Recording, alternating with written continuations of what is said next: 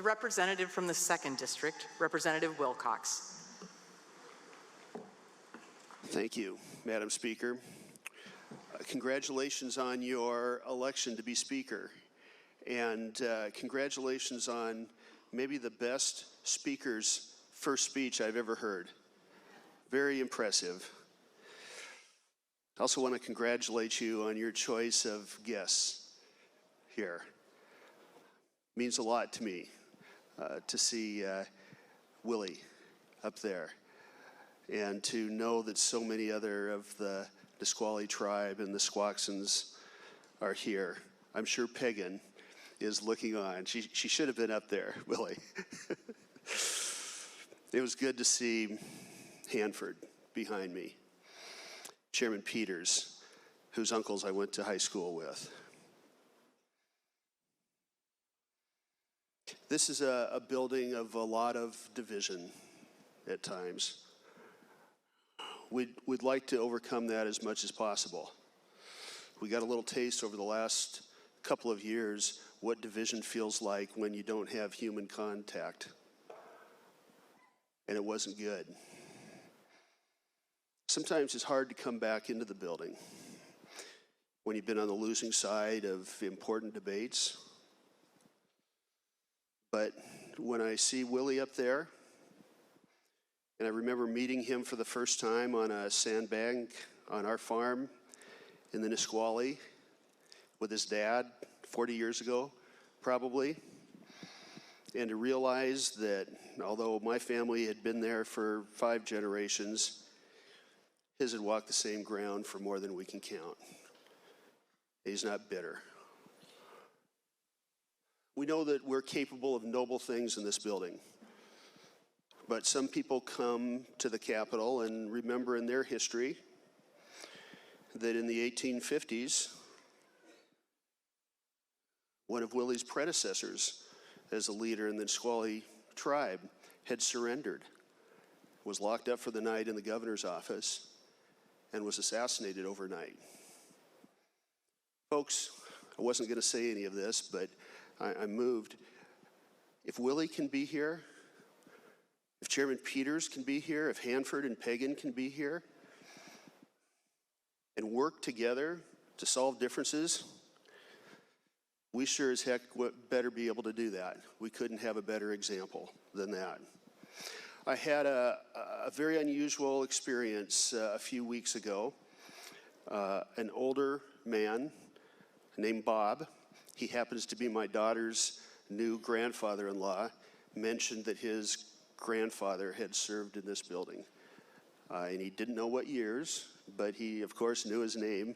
Had an unusual name, U.S. Ford. Representative U.S. Ford was my daughter's grandfather-in-law's grandfather.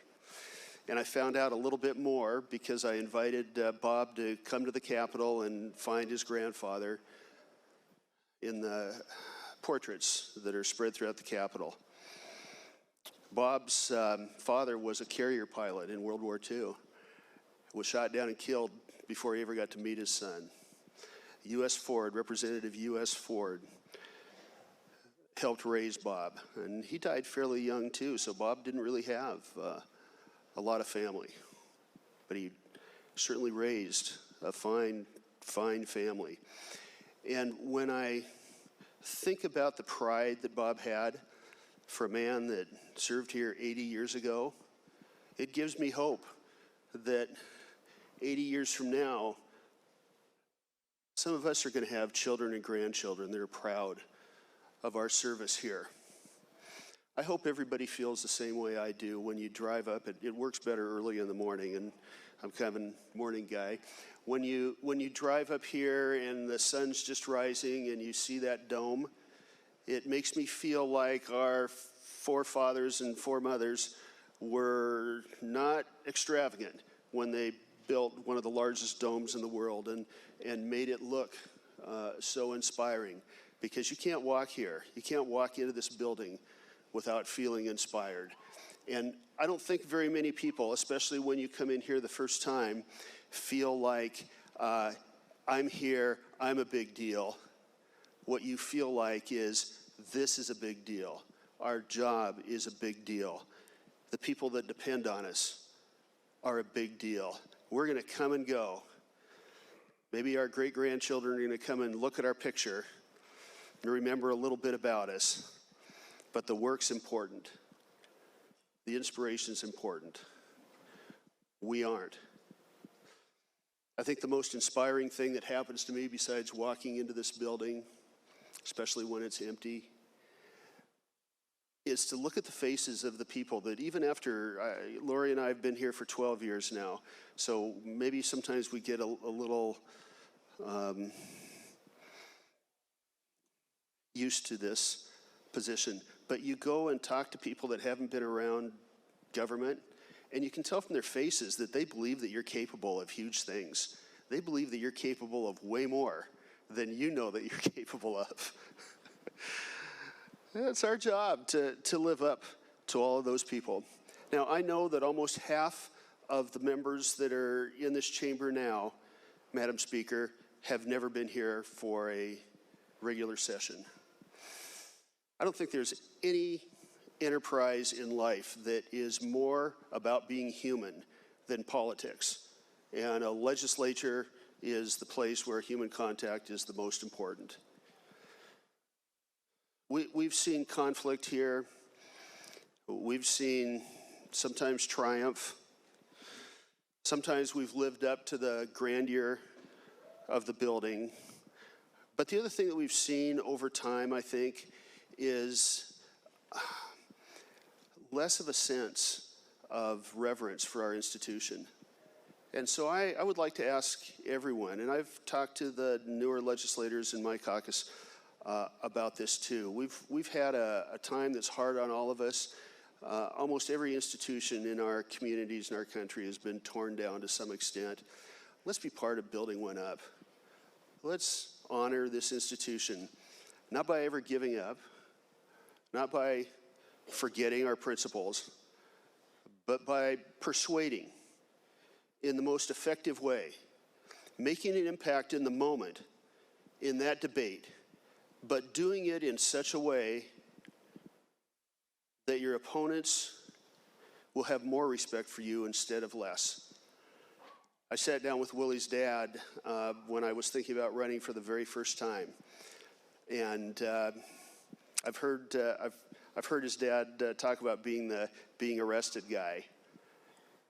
No one had more reasons to be bitter than Billy Frank Jr., arrested 50 times, and I bet you that not a single one of those arrests were any fun. In fact, probably they were way worse than we can imagine. And what Billy said was, JT, we've won in court. In fact, I think he said there's something like 14-0 in court. When we need legislation, we can often get the legislature to pass it, and we can get the governor to sign it. But it's all transitory. It all goes away unless you convince the people that are on the other side. That's how you accomplish things that are lasting. And that's what we should strive to do. Again, that doesn't mean giving up anything, but it means remembering that there's going to be a debate tomorrow. And winning people's hearts is way more important than just scoring points. We do have a lot of work to do. And there's going to be a bunch of stuff that we don't agree on, I'm sure. But as I've thought about our work this year, and especially as I've done the press events that are necessary to this job, it occurs to me that there's really two kinds of jobs. In the majority, your job is to pass things. I'm a little jealous. For everybody else, House Republicans, the press, our constituents, it's our job to aggressively help you not make mistakes. And that should be your first goal too. I'm sure it is. There's a lot of brains in this building. There's a lot of brains among the people that we represented, among the press. They're not all on one side of the aisle. Our job is to let you know when you might be wrong.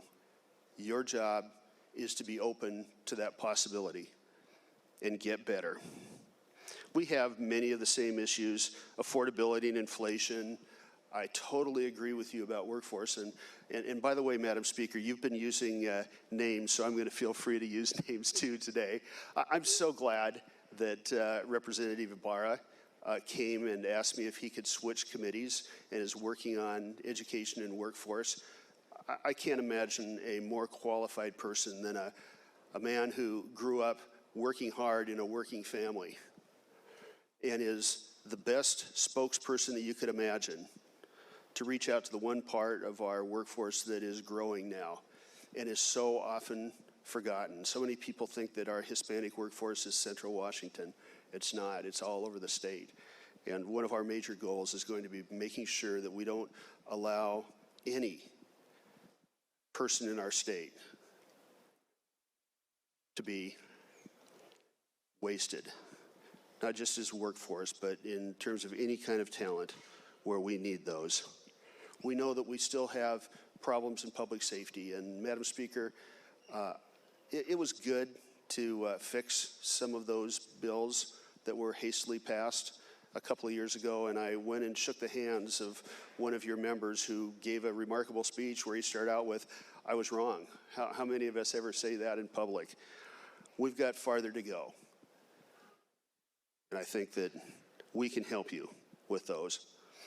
We know that we still have problems in drug addiction, and it seems like it should be broadly agreeable that although the police and the criminal justice system aren't effective as the only or the first alternative for people struggling with addiction, they certainly can be part of the toolbox for that. And we have to restore our ability to include the criminal justice system in helping solve our addiction crisis.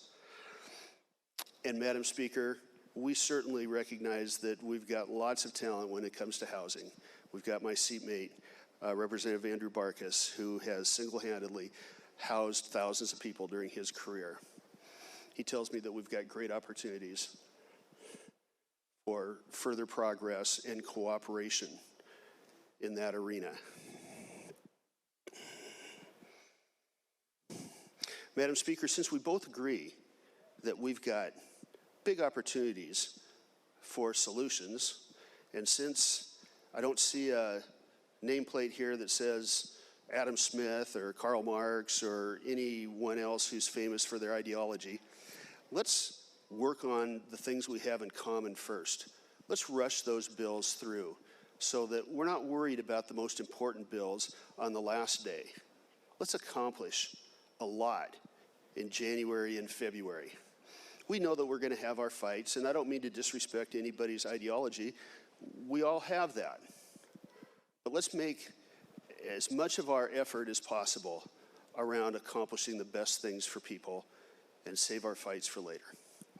Thanks, Madam Speaker.